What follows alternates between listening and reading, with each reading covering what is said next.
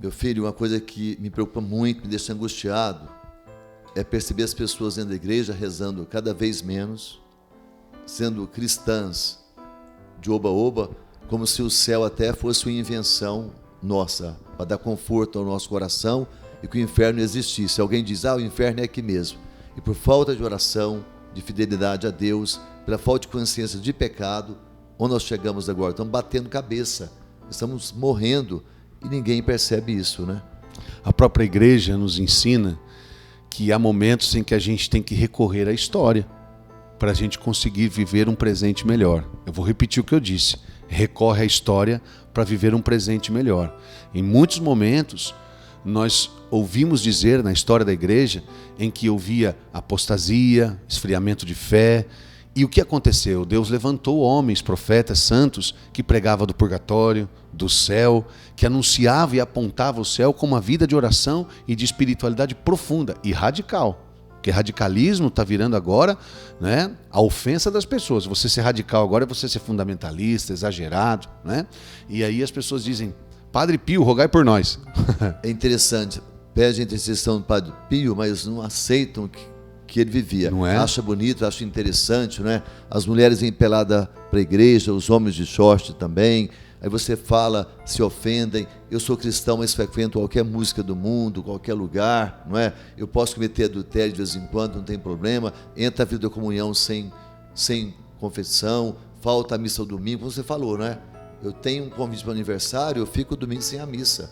Falta essa consciência cristã e olha a consequência hoje, hein? Qual é a consequência que nós estamos vivendo? Exatamente. As consequências de hoje são sequências ruins que a gente vem praticando, de frequências más e de pertença fraca. Então é preciso a gente entender isso e perseverar. Olha só uma coisa que é importante.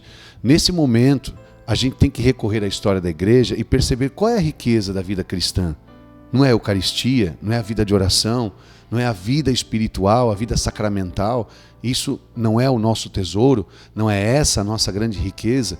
Então fica o apelo para retomar a vida de oração, a vida de oração, o tempo com Deus, o tempo de escuta, o tempo de contemplação, o tempo de silêncio, o tempo de verbalizar a oração, o tempo de você estar com o Senhor, com a palavra, é muito importante. A impressão que dá é que o ativismo que nós vivemos hoje na vida civil e social, parece que estamos transferindo para dentro da igreja. Pessoas vão e voltam, se transitam, mas não para rezar, para estar com Deus. Eu gosto sempre de usar esse exemplo, que o marido chega para a esposa e diz assim, você não tem tempo para mim. E a esposa diz, como não? Lavo sua roupa, passo, limpo, levo as crianças na escola, vou no banco. O marido fala assim, você tem tempo para as minhas coisas, mas para mim mesmo, você não fica comigo, não olha nos meus olhos, não fica um tempo abraçado comigo, não fica perto de mim.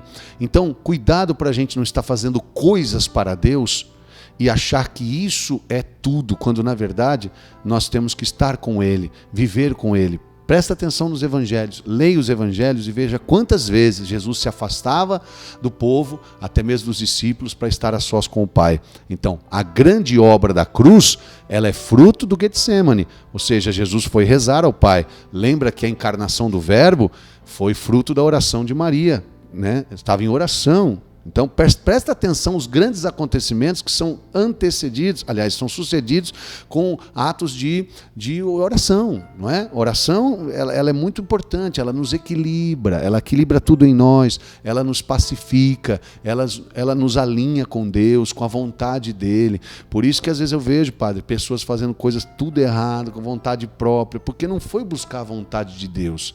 A Bíblia diz no livro de Crônicas que Davi, como general do exército de Israel, nunca perdeu uma guerra, mas leia lá qual era a atitude dele. Sempre antes de ir para a guerra, ele orava ao Senhor, sempre. Na guerra, na luta contra Golias, o filisteu, Davi fala 7 vezes com Deus e 2 com Golias, que era o problema dele. A gente fala 7 com o nosso problema, não fala nenhuma com Deus. Então, como que a pessoa quer vencer, né? Olha, você precisa entender isso. Não é discurso nem frase de efeito. A oração é a nossa força, a proteção segura para a nossa família. E quem reza não vira bicho. Estamos no jardim zoológico hoje, hein? É verdade. Batendo cabeça, uma loucura a nossa casa, até dentro da igreja. O momento exige conversão, oração profunda.